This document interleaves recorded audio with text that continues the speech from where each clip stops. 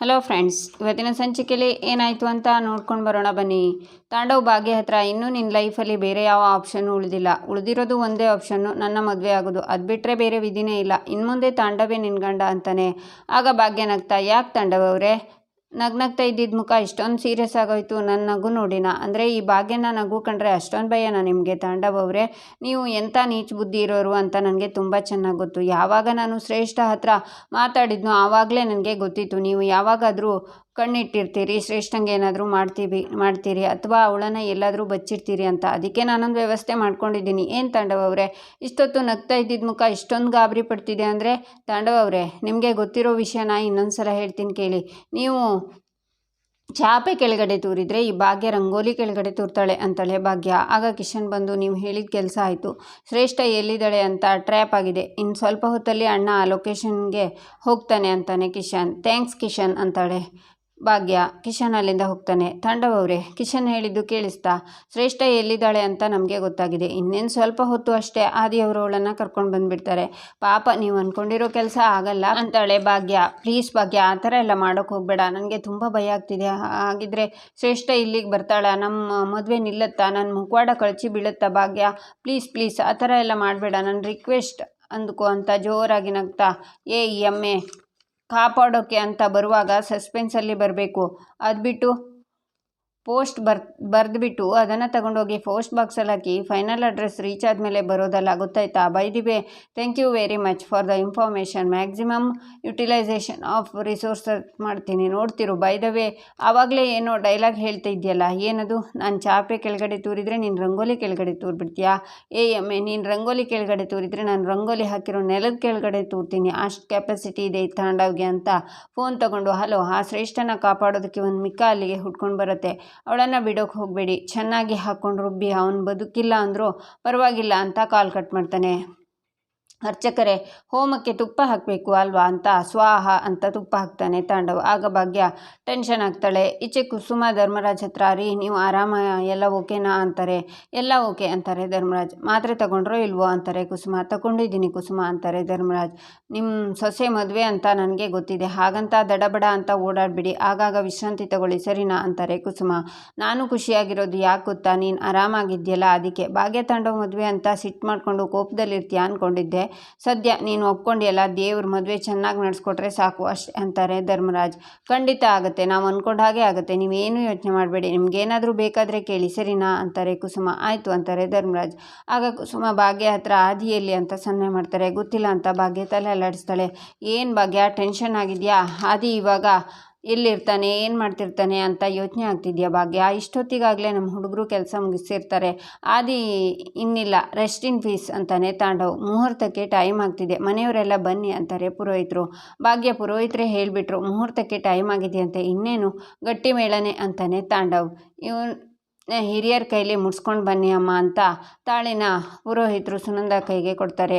ಆಯಿತು ಅಂತ ತಗೊಂಡು ಹೋಗ್ತಾರೆ ಸುನಂದ. ನೀವು ಅಂದ್ಕೊಂಡಿರೋ ತರಹ ಯಾವುದೇ ಕಾರಣಕ್ಕೂ ಈ ಮದುವೆ ಆಗಲ್ಲ ಅಂತಾಳೆ ಭಾಗ್ಯ. ಅರೆ, ಅದು ಹೇಗಾಗುತ್ತೆ ಭಾಗ್ಯ? ನಿನಗೆ ನನ್ನ ಮದುವೆ ಆಗದೆ ಬೇರೆ ಆಪ್ಷನ್ ಇಲ್ವಲ್ಲ, ಅದು ಹೋಗಿ ನಮ್ಮ ಅಪ್ಪಂಗೆ ಮಾತು ಬೇರೆ ಕೊಟ್ಟಿದ್ಯಾ, ನಿನ್ನೆ ತಾನೇ ಮದುವೆಗೆ ಒಪ್ಕೊಂಡಿದ್ದು. ನೀನೇನಾದರೂ ಈಗ ಮದುವೆ ಆಗಲ್ಲ ಅಂತಂದರೆ ಅಪ್ಪನ ಹೆಲ್ತಲ್ಲಿ ಏನಾದರೂ ಹೆಚ್ಚು ಕಮ್ಮಿ ಆಗಿಬಿಡುತ್ತೆ. ಆ ಥರ ಏನಾದರೂ ಆದರೆ ನಾಳೆ ನ್ಯೂಸ್ ಚಾನಲಲ್ಲಿ ಜಗತ್ ಮೆಚ್ಚಿದ ಸೊಸೆಯಿಂದ ಮಾವನ ಹತ್ಯೆ ಅಂತ ಬ್ರೇಕಿಂಗ್ ನ್ಯೂಸ್ ಬಂದುಬಿಡುತ್ತೆ. ನೋನೋ, ಅದೆಲ್ಲ ಬೇಕಾ ಭಾಗ್ಯ? ಅದಕ್ಕೆ ಮುಚ್ಕೊಂಡು ತಾಳಿ ಕಟ್ಸ್ಕೊ. ಅತ್ತೆ ಸಾಕತ್ತೆ ಅಂತ ಅದನ್ನು ತಗೊಂಡು ಹೋಗಿದ್ದು. ಮುಹೂರ್ತಕ್ಕೆ ಟೈಮ್ ಆಯಿತು, ಬನ್ನಿ ಅಪ್ಪ, ಬನ್ನಿ ಅಮ್ಮ, ಬನ್ನಿ, ಟೈಮ್ ಆಗ್ತಿದೆ, ಬನ್ನಿ ಅಂತಾನೆ ತಾಂಡವ್. ಈಚೆ ಆದಿ, ಕಿಶನ್ ಕಳಿಸಿರೋ ಅಡ್ರೆಸ್ ಇದೆ ಅಲ್ವಾ, ಅಂದರೆ ಶ್ರೇಷ್ಠ ಇಲ್ಲೇ ಎಲ್ಲೋ ಇರ್ತಾಳೆ, ಯಾವುದಕ್ಕೂ ನಾನು ಹುಷಾರಾಗಿರಬೇಕು, ಇಲ್ಲ ಅಂದರೆ ಭಾಗ್ಯನ ಜೀವನ ಶ್ರೇಷ್ಠ ಜೀವನ ಎರಡು ಹಾಳಾಗುತ್ತೆ ಅಂತ ನೋಡುವಾಗ ಶ್ರೇಷ್ಠನ ಕಟ್ಟಾಕಿ ಬಾಯಿಗೆ ಪ್ಲಾಸ್ಟರ್ ಹಾಕಿರ್ತಾರೆ. ಆಗ ನಿಧಾನಕ್ಕೆ ಬಂದು ಆದಿ ಶ್ರೇಷ್ಠನ ಕರೀತಾನೆ. ಆದಿ ಅವರೇ ಅಂತಾಳೆ ಶ್ರೇಷ್ಠ. ಮಾತಾಡಬೇಡಿ ಅಂತ ಆದಿ ಶ್ರೇಷ್ಠಂಗೆ ಕಟ್ಟಿರೋ ಬಳ್ಳಿನ ಬಿಡಿಸ್ತಾನೆ. ಆಗ ಶ್ರೇಷ್ಠ ಕೆಮ್ಮಿಸ್ತಾಳೆ. ಎಲ್ಲ ಓಕೆನಾ ಶ್ರೇಷ್ಠ, ಆರಾಮಾಗಿದ್ದೀರಾ ಅಂತಾನೆ ಆದಿ. ಎಸ್ ಆದಿಯವರೇ, ಆರಾಮಾಗಿದ್ದೀನಿ ಅಂತಾಳೆ ಶ್ರೇಷ್ಠ. ಬನ್ನಿ ಹೋಗೋಣ ಅಂತಾನೆ ಆದಿಯವರೇ ಥ್ಯಾಂಕ್ ಯು ಸೋ ಮಚ್ ಅಂತಾಳೆ ಶ್ರೇಷ್ಠ. ಅದೆಲ್ಲ ಆಮೇಲೆ ಮಾತಾಡೋಣ ಬನ್ನಿ ಅಂತ ಆದಿ ಶ್ರೇಷ್ಠ ಜೊತೆ ಬರುವಾಗ ರೌಡಿ ಹಿಂದಿನಿಂದ ಚಾಕುನ ತಗೊಂಡು ಆದಿ ಹಿಂದೆ ಬರ್ತಾನೆ. ಈಚೆ ಕಾಮತ್ ಕಿಶನ್ ಹತ್ರ, ಏನು ಅವನು ಇನ್ನೂ ಬರಲೇ ಇಲ್ಲ ಅಂತಾರೆ. ಬರ್ತಾನಪ್ಪ ಅಂತಾನೆ ಕಿಶನ್. ಬರ್ತಾನೆ ಅಂತ ಎಷ್ಟೊತ್ತು ಕಾಯೋಕ್ಕಾಗುತ್ತೆ, ಫೋನ್ ಮಾಡು ಅಂತಾರೆ ಕಾಮತ್. ಆಗ ಕಿಶನ್ ಆದಿಗೆ ಕಾಲ್ ಮಾಡಿ, ಅಪ್ಪ ಫೋನ್ ಕನೆಕ್ಟ್ ಆಗ್ತಿಲ್ಲ ಅಂತ ಮತ್ತೆ ಫೋನ್ ಮಾಡಿ ಇಲ್ಲ ಅಂತಾನೆ. ಅವರನ್ನು ನೋಡ್ತಿದ್ದ ಮೀನಾಕ್ಷಿ, ಇವರಿಗೆಲ್ಲ ಏನಾಗ್ತಿದೆ, ಇಷ್ಟೊತ್ತು ಆರಾಮಾಗೇ ಇದ್ದರು, ಟೆನ್ಷನ್ ಮಾಡ್ಕೋತಿದ್ದಾರೆ, ಗುಸುಗುಸು ಅಂತ ಮಾತಾಡ್ಕೋತಿದ್ದಾರೆ, ಏನೋ ಪ್ಲ್ಯಾನ್ ಮಾಡ್ತಿದ್ದಾರೆ, ಮದುವೆ ನಿಲ್ಲಿಸ್ಬೇಕು ಅಂತ ಏನಾದರೂ ಮಾಡ್ತಿದ್ದಾರಾ ಅಂತ ಯೋಚನೆ ಮಾಡ್ತಾರೆ. ಈಚೆ ಸುನಂದ, ಪೂಜಾ ತಾಳಿ ಮುಟ್ಟು ನೋಡ್ಕೊ, ನಿಮ್ಮ ಅಕ್ಕಂಗೆ ಒಳ್ಳೇದಾಗಲಿ ಅಂತ ಮುಖ ಯಾಕೆ ಹಾಗೆ ತಿರುಗಿಸ್ತೀಯಾ, ಟೈಮ್ ಆಗ್ತಿದೆ, ಬೇಗ ನಮಸ್ಕಾರ ಮಾಡು ಅಂತಾರೆ. ಈಚೆ ಭಾಗ್ಯ ಕಣ್ಣೀರನ್ನು ಒರೆಸ್ಕೋತಾಳೆ. ಎಲ್ಲರೂ ಮಂಟಪದ ಹತ್ರ ಬರ್ತಾರೆ. ತನ್ವಿ ಎಲ್ರಿಗೂ ಅಕ್ಷತೆಯನ್ನು ಕೊಡ್ತಾಳೆ. ಆಗ ಗುಂಡಣ್ಣ, ಅಜ್ಜಿ ನೀವೇ ತಾನೇ ಹೇಳಿರೋದು ಆದಿ ಅಂಕಲ್ ಬರದೇ ಇದ್ರೆ ಅಮ್ಮನ ಮದುವೆ ಆಗುತ್ತೆ ಅಂತ, ಆದರೆ ಅವ್ರು ಇನ್ನೂ ಬಂದಿಲ್ವಲ್ಲ ಅಂತಾನೆ. ಅದೇ ಕಣೋ, ನನಗೂ ಏನೂ ಗೊತ್ತಾಗ್ತಿಲ್ಲ ಅಂತಾರೆ ಕುಸುಮ. ಭಾಗ್ಯ ಕುಸುಮ ಅವರನ್ನು ಅಸಹಾಯಕತೆಯಿಂದ ನೋಡ್ತಿರ್ತಾಳೆ. ಏನು ಮಾಡೋದು ಅಂತಾರೆ ಕುಸುಮ. ಸನ್ನೆ ಮಾಡ್ತಾರೆ. ಆಗ ಭಾಗ್ಯ, ದೇವ್ರೆ ಏನಿದು ಅಗ್ನಿ ಪರೀಕ್ಷೆ, ಯಾಕೆ ಹೀಗೆ ಮಾಡ್ತಿದ್ಯಾ, ಎಲ್ಲನೂ ಚೆನ್ನಾಗೇ ಆಗುತ್ತೆ ಅಂತ ನಾನು ಅಂದ್ಕೊಂಡ್ರೆ, ಆದರೆ ಇಲ್ಲಿ ಬೇರೆನೇ ನಡೀತಿದೆ. ಪಾಪ ನನಗೆ ಸಹಾಯ ಮಾಡೋದಕ್ಕೋಸ್ಕರ ಆದಿಯವ್ರು ಹೋಗಿದ್ದಾರೆ, ಅವ್ರಿಗೇನಾದರೂ ಹೆಚ್ಚು ಕಮ್ಮಿ ಆದರೆ ಏನು ಮಾಡೋದು ಅಂತ ಟೆನ್ಷನ್ ಆಗ್ತಾಳೆ ಭಾಗ್ಯ. ಮಗಳೇ ಏನೋ ಯೋಚನೆ ಮಾಡ್ತಿದ್ದ ಹಾಗಿದೆ ಅಂತಾರೆ ಧರ್ಮರಾಜ್. ಆಗ ಭಾಗ್ಯ, ಅಲ್ಲ ಮಾವ, ಆದಿಯವ್ರ ಮದುವೆಗೆ ಬರ್ತೀನಿ ಅಂತ ಹೇಳಿದರು, ಇನ್ನೂ ಬಂದಿಲ್ವಲ್ಲ ಅದಕ್ಕೆ ಅಂತಾಳೆ ಭಾಗ್ಯ. ನೋಡು ಮಗಳೇ, ಆದಿ ನಿನಗೆ ಒಳ್ಳೆ ಸ್ನೇಹಿತನೇ ಇರ್ಬೋದು, ಇಲ್ಲ ಅಂತ ಹೇಳಲ್ಲ, ಹಾಗಂತ ಅವನಿಗೋಸ್ಕರ ಮುಹೂರ್ತ ಮುಂದೆ ಹಾಕೋಕ್ಕೆ ಆಗಲ್ಲ ಅಲ್ವಾ ಅಮ್ಮ, ನಾವು ನಮ್ಮ ಕೆಲಸನ ಮುಂದುವರ್ಸೋಣ, ಅವನು ಬರ್ತಾನೆ ಅಂತಾರೆ ಧರ್ಮರಾಜ್. ಸರಿಯಾಗಿ ಹೇಳಿದ್ರಿ, ಮುಹೂರ್ತದಲ್ಲಿ ಮೀರಿ ಮದುವೆ ಆಗೋದು ಅಪಶಕುನ ಅಂತ ಹೇಳ್ತಾರೆ, ಯಾರನ್ನೂ ಕಾಯೋದು ಬೇಡ. ಭಾಗ್ಯ, ಮುಹೂರ್ತಕ್ಕೆ ಸಮಯ ಆಗಿದೆ, ಮದುವೆ ಆಗಿಬಿಡೋದೇ ಒಳ್ಳೆಯದು ಅಂತಾರೆ ಮೀನಾಕ್ಷಿ. ತಾಂಡವ್ ಅವರೇ, ನಾನು ಇಷ್ಟು ವರ್ಷದಲ್ಲಿ ನಿಮ್ಮ ಹತ್ರ ಯಾವ ಸಹಾಯನೂ ಕೇಳಿಲ್ಲ, ಇವಾಗ ಒಂದೇ ಒಂದು ಸಹಾಯ ಕೇಳ್ತೀನಿ, ನಡೆಸ್ಕೊಡ್ತೀರಾ ಅಂತಾಳೆ ಭಾಗ್ಯ. ಹೇಳು ಭಾಗ್ಯ, ಮಾಡ್ತೀನಿ ಅಂತಾನೆ ತಾಂಡವ್. ಪ್ಲೀಸ್ ಆದಿಯವರಿಗೇನು ಮಾಡಬೇಡಿ ಅಂತಾಳೆ ಭಾಗ್ಯ. ಅದೊಂದು ಸ್ವಲ್ಪ ಕಷ್ಟ ಭಾಗ್ಯ, ಐ ಆಮ್ ಸಾರಿ. ಯಾಕೆ ಗೊತ್ತಾ, ಅಲ್ಲಿ ನಮ್ಮ ಹುಡುಗರು ಇದ್ದಾರಲ್ಲ, ಹೇಳಿದ ಕೆಲಸನೆಲ್ಲ ಪಟ್ ಅಂತ ಮಾಡಿಬಿಡ್ತಾರೆ, ಯಾವುದೂ ಮಿಸ್ ಮಾಡಲ್ಲ, ಏನೂ ಮಿಸ್ ಮಾಡಲ್ಲ. ಸೊ ಮೋಸ್ಟ್ಲಿ ಇಷ್ಟೊತ್ತಿಗೆ ಆದಿ ಶಿವನ್ ಪಾದನ ಅಂತಾನೆ ತಾಂಡವ್. ಪ್ಲೀಸ್ ತಾಂಡವ್ ಅವರೇ ಅಂತಾಳೆ ಭಾಗ್ಯ. ಸರಿ, ಮೊದಲು ನನ್ನ ಹತ್ರ ತಾಳಿ ಕಟ್ಟಿಸ್ಕೊ, ಆಮೇಲೆ ಮಾಡೋಣ ಏನು ಮಾಡೋದು ಅಂತ. ಎಲ್ಲ ಈಗಲೇ ಆಗಬೇಕು ಅಂತಂದರೆ ಹೇಗೆ ಭಾಗ್ಯ ಅಂತಾನೆ ತಾಂಡವ್. ಏನು ಹೇಳಿ ಅಂದರೆ, ಭಾಗ್ಯ ಹತ್ರ ಏನೋ ಮಾತಾಡ್ತಿದ್ದೀರಾ ಅಂತಾರೆ ಸುನಂದ. ಏನಿಲ್ಲ ಅತ್ತೆ, ಇಷ್ಟು ದಿನ ಮಾಡಿದ ತಪ್ಪುಗಳಿಗೆ ಸಾರಿ ಕೇಳ್ತಿದ್ದೆ ಅಷ್ಟೇ ಅಂತಾನೆ ತಾಂಡವ್. ಪಪ್ಪ, ನಿಮಗೆ ಆಗಲೇ ಹೇಳಿದ್ದೀನಿ, ಆಗಿರೋದನ್ನೆಲ್ಲ ಮರ್ತ್ಬಿಡಿ ಅಂತ. ನೀವು ನನ್ನ ಮಾತೇ ಕೇಳ್ತಿಲ್ಲ, ಅದನ್ನೆಲ್ಲ ಮರ್ತೆ ಅಲ್ವಾ ಅಮ್ಮ ಮದುವೆಗೆ ಒಪ್ಕೊಂಡಿರೋದು ಅಲ್ವಾ ಅಮ್ಮ ಅಂತಾಳೆ ತನ್ವಿ. ತಾಂಡವ್, ತಾಳಿ ಕಟ್ಟೋ ಯೋಚನೆ ಇದೆಯೋ ಅಥವಾ ಬರೀ ಮಾತುಕತೆನಾ ಅಂತಾರೆ ಪುರೋಹಿತರು. ಕೊಡಿ ಪುರೋಹಿತರೆ, ಕೊಡಿ, ಕಟ್ತೀನಿ ಅಂತಾನೆ ತಾಂಡವ್.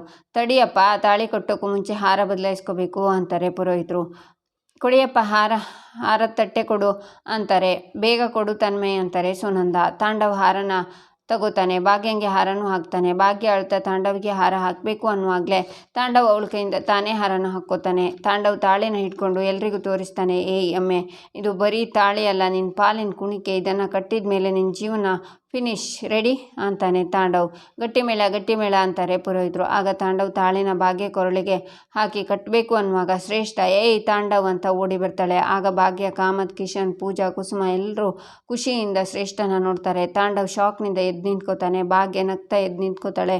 ಇವರು ಒಂಚೂರು ಬದಲಾಗಿಲ್ಲ. ಭಾಗ್ಯ ಅಂದರೆ ಸಿಟ್ಟು, ದ್ವೇಷ ಎಲ್ಲ ಹಾಗೆ ಇದೆ. ಪ್ರತಿ ಕ್ಷಣನೂ ಇವಳ ಜೀವನ ಹಾಳು ಮಾಡಬೇಕು ಅಂತಲೇ ಕಾಯ್ತಿದ್ದಾನೆ ಅಂತಾಳೆ ಶ್ರೇಷ್ಠ ಹೇಳೋದನ್ನೆಲ್ಲ ನಂಬೋಕೆ ಹೋಗಬೇಡಿ, ಇವಳಿಗೆ ನನ್ನ ಮಕ್ಕಳು ಕಂಡ್ರೆ ಆಗೋದೇ ಇಲ್ಲ ಅಂತಾನೆ ತಾಂಡವ್.